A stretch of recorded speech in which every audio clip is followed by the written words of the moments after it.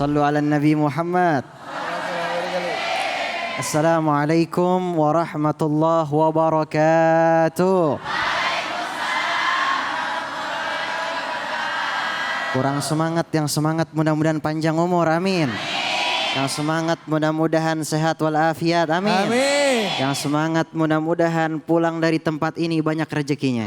Amin. Amin amin ya rabbal Alamin. Assalamualaikum warahmatullahi wabarakatuh. Waalaikumsalam warahmatullahi wabarakatuh. Alhamdulillah, alhamdulillahil qawi sultanuh al-wadih burhanuh al-mabsut fil wujudi karamuhu wa ihsanuh. Allahumma salli wa sallim ala sayyidina wa habibina wa syafi'ina wa maulana Muhammadin wa ala alihi wa sahbihi ajma'in. Rabbi syrah li sadri wa yassir li amri wa hlul uqdatan min lisani yafqahu qawli. Rabbi faj'al mujtama'na ghayatu husnul khitami wa'atina ma qad sa'alna min atayakal jisami. Amma ba'd. Alhamdulillah masih semangat, Bu. Ya Rabbi bil Mustafa balligh maqasidana waghfir lana ma angkat tangannya. Karami ya Rabbi bil Mustafa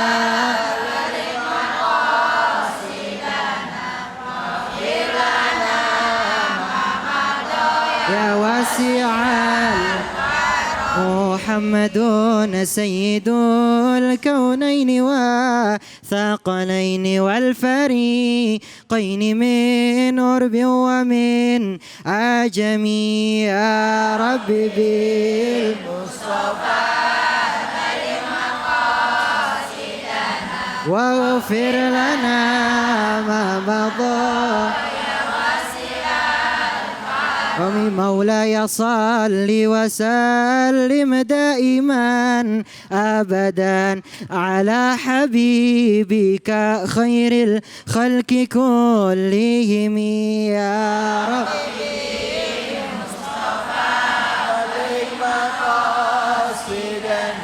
واغفر لنا ما مضى يا واسع الكرم. اللهم صل وسلم وبارك عليه وعلى آله. Sallu ala Nabi Muhammad. Hadirin yang dimuliakan oleh Allah Subhanahu wa taala. Lanjut, mari sama-sama kita mentelaah, mari sama-sama kita mengkaji daripada ayat Al-Qur'an firman Allah Subhanahu wa taala. Di mana yang akan kita bahas hari ini adalah firman Allah Subhanahu wa taala dalam surat Al-Fajr ayat 6 sampai dengan ayat 14. Di mana ayat ini menjelaskan tentang suatu kaum yang mereka membangkang menentang Allah Subhanahu wa taala. Kaum yang diberikan fasilitas oleh Allah namun mereka kufur, menentang, membangkang Allah Subhanahu wa taala. Maka Allah Subhanahu wa taala berfirman, "Alam tara kaifa fa'ala rabbuka bi'ad?" Wahai Nabi Muhammad sallallahu alaihi wasallam, bukankah bagaimana engkau melihat daripada mereka yaitu kaum Ad? Allah Subhanahu wa taala memberikan contoh kepada Nabi Muhammad sallallahu alaihi wasallam tentang suatu kaum yaitu kaum Ad. Iram dzatil imad. Iram, nama kotanya mereka adalah Iram. Ini kota yang kotanya beda sendiri. Kota yang berbeda dengan kota-kota yang lain. Yang memiliki bangunan-bangunan yang tinggi. Pada zaman itu bayangin. Zaman itu udah ada bangunan-bangunan yang tinggi. Iram dzatil imad allati lam yukhlaq mithluha fil bilad. Gak ada suatu negeri yang sama seperti negeri ini. Seperti suatu daerah ini daripada kaum Ad terhadap negeri-negeri yang lain. Artinya beda sendiri. Yang bisa kita ambil apa? Ini kaum Ad ini memang sudah ada yang namanya peradaban yang berkembang. Jadi mereka kalau kita bisa lihat ada yang namanya arsiteknya. Mereka tuh bisa bangun bangunan yang tinggi. Mereka bisa bangun bangunan yang megah. Mereka juga diberikan keistimewaan oleh Allah Subhanahu wa taala, badannya, fisiknya mereka ini luar biasa kuat.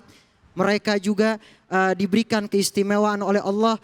Air mereka itu tetap lancar, ada mata airnya mereka. Lalu juga tanaman-tanaman mereka subur. Ini diberikan fasilitas keistimewaan oleh Allah Subhanahu wa taala.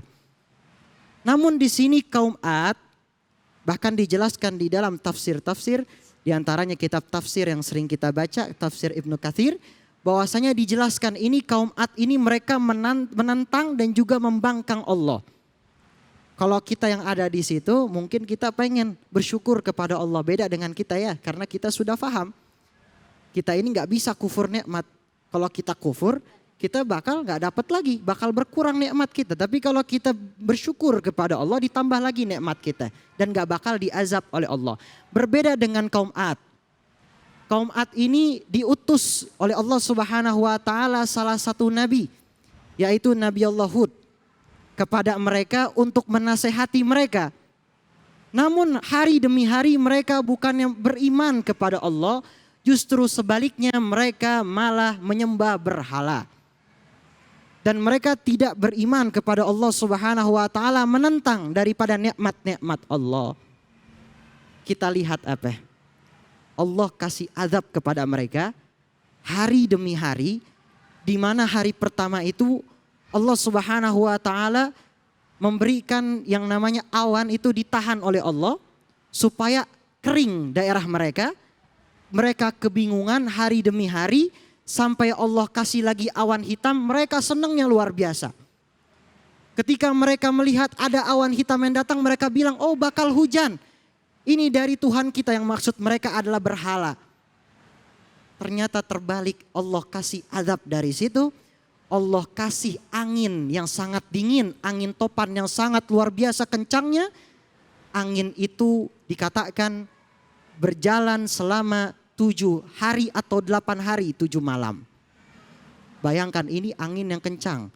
Di mana dalam ayat Al-Quran dijelaskan anginnya itu ngebikin kayak bagaikan kita sebagai serbuk. Kita nih manusia udah kayak serbuk kena sama angin itu. Gak ada rasanya kita. Habis semuanya dimakan sama angin itu.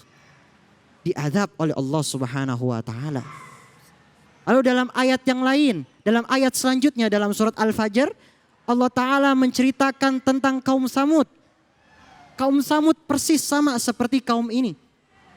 Dalam ayat selanjutnya bahwasanya Allah Subhanahu wa taala menceritakan kaum Samud, mereka adalah kaum yang dimana memiliki bangunan-bangunan juga yang tinggi, suka membangun bangunan yang sama seperti daripada kaum Ad. Nah, suka sama seperti dengan kaum Ad, membuat bangunan-bangunan yang dimana bangunannya berbeda. Ini di zaman itu ada yang namanya ukiran.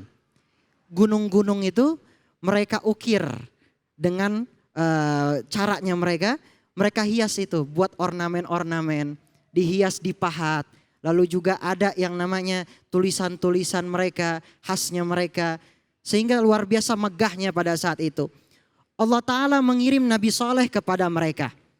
Nabi Saleh menasihati mereka, gak mempan juga, mereka juga sama. Mereka menyembah berhala. Mereka gak percaya dengan Allah. Maka ini lebih lagi sama seperti dengan kaum Ad, diazab oleh Allah. Yang pertama batu-batu yang besar menimpa mereka, gak tahu dari mana itu batu. Lalu yang kedua azabnya ada halilintar yang sangat keras. Kencang suaranya sampai mereka terjatuh. Ketika mereka terjatuh ke bumi ini, Allah Ta'ala memberikan azab lagi kepada mereka, gempa yang luar biasa sehingga mayat-mayat mereka bergelimpangan di mana-mana. Habis begitu aja mereka. Mereka yang menentang Allah, mereka yang membangkang Allah, mereka yang kufur kepada Allah, diazab habis begitu saja, tidak ada sisa. Maka di ayat surat Al-Fajr yang terus menerus kita baca juga, wa Fir'aun dzil autad. Fir'aun juga sama.